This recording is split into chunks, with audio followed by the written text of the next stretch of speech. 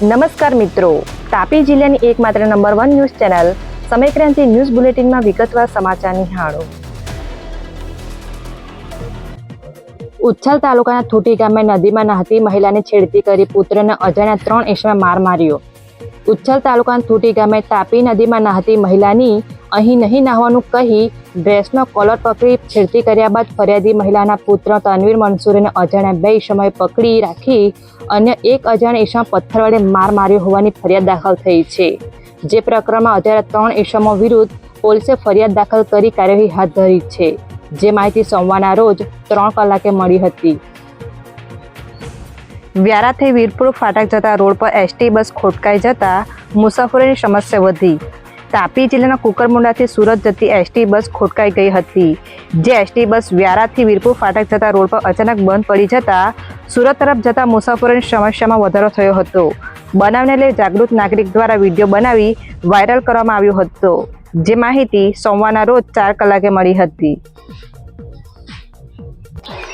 સોંગઢ તાલુકાના કેલાઈ ગામની યુવતીએ ફિનાઇલ પી લેતા સારવાર અર્થે ખસેડવામાં આવી.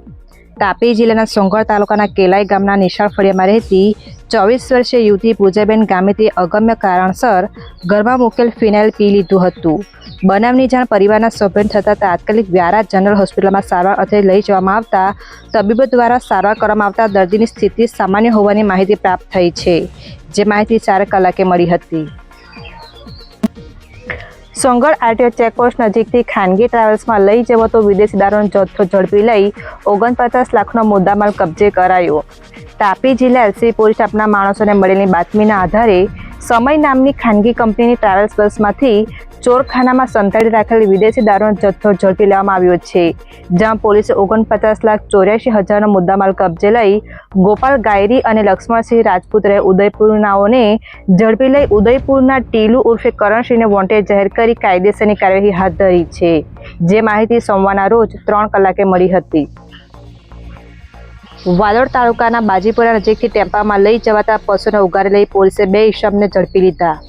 વાલોડ પોલીસે બાજીપુરા નજીકથી ટેમ્પામાં લઈ જવાતા મોંઘા પશુને ઉગારી લઈ મુદ્દામાલ કબજે કર્યો છે.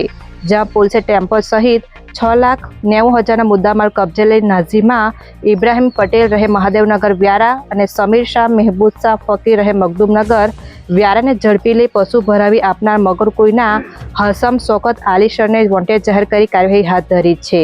જે માહિતી સોમવારના રોજ 2 કલાકે મળી હતી.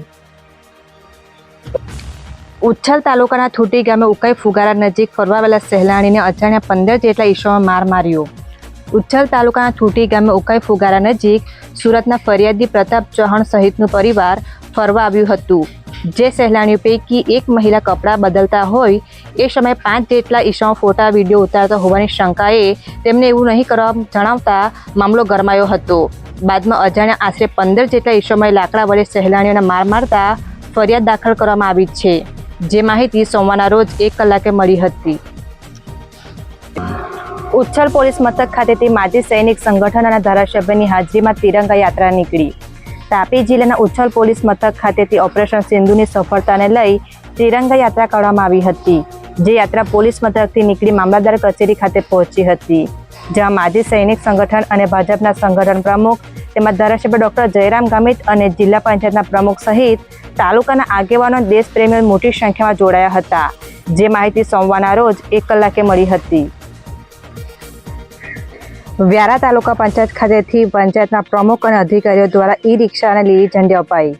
તાપી જિલ્લાના ગ્રામ વિકાસ એજન્સી દ્વારા ગ્રામ પંચાયતને ઈ રિક્ષા ફાળવવામાં આવી છે અને ઈ રિક્ષાનું વિતરણ કરવામાં આવ્યું હતું. જ્યાં વ્યારા તાલુકાના કેટલાક ગામોને ઘન કચરા નિકાલ માટે ઈ રિક્ષાનું વિતરણ કરવામાં આવ્યું હતું. જેમાં તાલુકા પંચાયતના પ્રમુખ અને અધિકારીઓ તેમજ અન્ય કર્મચારીઓ દ્વારા ઈ રિક્ષાને લીલી ઝંડી આપવામાં આવી હતી. જે માહિતી સોમવારના રોજ 2 કલાકે મળી હતી.